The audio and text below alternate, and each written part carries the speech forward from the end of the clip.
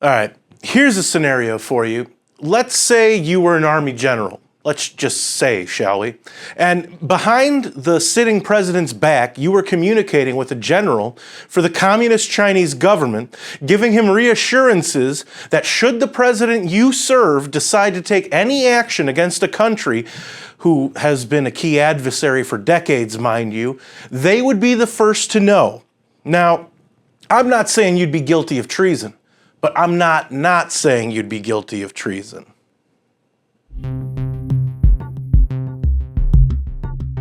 Hey everybody, thanks for joining me one more time for Things That Need to Be Said. The show apparently so dangerous they shadow ban it every time we release one of these. That being said, let's leave YouTube and Facebook and switch over to Rumble, where you can see all of these videos without all the establishment disclaimers at the bottom. For MRC-TV, I'm Nick Kangadis. Folks, this week I want all of you to be the judges in this case. All I'm going to do is give you the pertinent information that I think is important enough for you to know, and then I want all of you to let me know what the outcome should be. I might give you a thought or two here and there, but these clowns work for the people, so it should be the people who have the final say. Now, how long have I been publicly saying that China is the worst? They're the scourge of the earth. They are the reason we're in a lot of the terrible situations we find ourselves in. The poof! Plus, they're open communists. How much more do I need to say?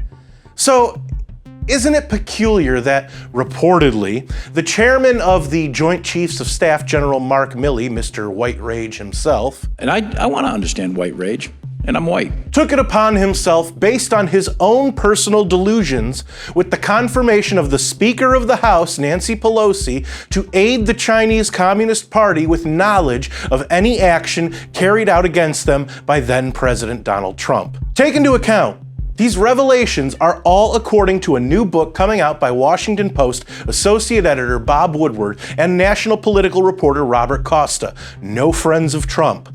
According to the Washington Post report on information in the book, Milley called China's People's Liberation Army General Li Zuochang more than once through a back channel the pair had established to assure him and pledge that Li would be the first to know if Trump was planning an attack of any kind on China.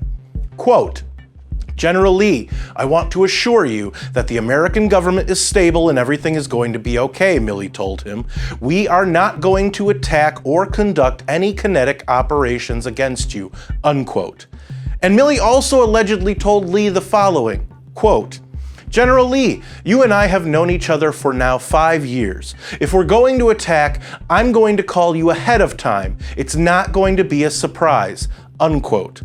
Milley's reassurances to Communist China, according to the book, quote, was based on tensions over military exercises in the South China Sea and deepened by Trump's belligerent rhetoric towards China, unquote. And also that Trump could, quote, go rogue, unquote, according to a CNN report on the book.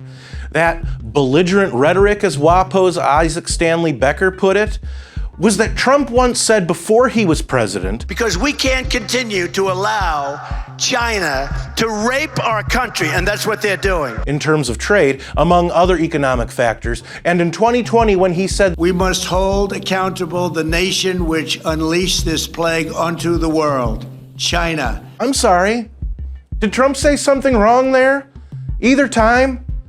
Anyway, back to Mark White Rage Milley. and I want to understand white rage, and I'm white. During the second alleged secret phone call that Milley made to General Li, which came in the aftermath of the January 6th insurrection, Milley attempted to reassure Li that he and his dictators in the Chinese Communist government had nothing to worry about. Quote, we are 100% steady, everything's fine, but democracy can be sloppy sometimes, unquote. Keep in mind that when a leftist says democracy in 2020, 2021 America, they seem to mean communism. And in that case, China knows all too well about how sloppy democracy can be. But that's not all. Milley's apparent delusion about Trump's mental state was apparently confirmed in a January 8th phone call with Nancy Pelosi. Quote, he agreed with her evaluation that Trump was unstable, according to a call transcript obtained by the authors, unquote. With that in mind, Milley then directed senior officers, without Trump's knowledge, any directive from Trump had to go through him as well.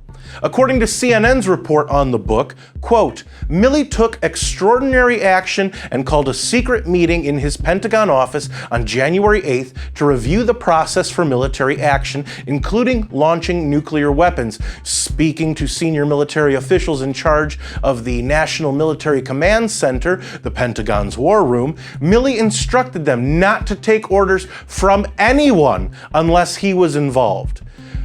No matter what you are told, you do the procedure, you do the process, and I'm part of that procedure, Milley told the officers, according to the book. He then went around the room, looked each officer in the eye, and asked them to verbally confirm they understood. Got it? Milley asked, according to the book. Yes, sir. Milley considered it an oath, the authors write. So, according to the authors, not only did Milley not inform Trump of his calls with General Lee, not only did Milley act based on the confirmation of Pelosi's guidance concerning Trump's mental state, which, by the way, neither Milley or Pelosi are psychiatric doctors, but Milley basically had senior military officials take an oath not to follow the president's orders unless it also went through him.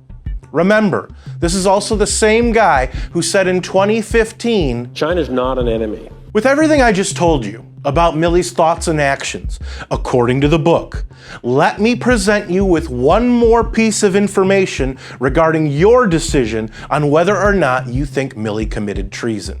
This is Article 3, Section 3, Clause 1 in the United States Constitution. Quote, treason against the United States shall consist only in levying war against them or in adhering to their enemies, giving them aid and comfort, unquote. Keep this in mind. The most likely outcome of all this is nothing. Nothing will happen to Milley or Pelosi. That's unfortunately just how the DC establishment works. But based on the constitutional definition I just gave you a minute ago, did Milley commit treason? I'll leave that up to you, the people, his boss. So, what do you think out there? Were these things that needed to be said, along with your verdict on Milley and maybe Pelosi? Let me know in the comments, where I do read most and reply to some. And don't forget to make the switch to Rumble. If you like this video, don't forget to share, comment, and give it a thumbs up. Those are the best ways to help these videos reach more people, and it's the best way to let us know you want us to keep these videos coming. Subscribe to our channel and hit that notification bell so that YouTube might actually let you know when MRC-TV comes out with a new video if they haven't censored it or taken it down yet. Like us on Facebook and check out more of our work at MRCTV.org. For MRC-TV, I'm Nick Kangadis.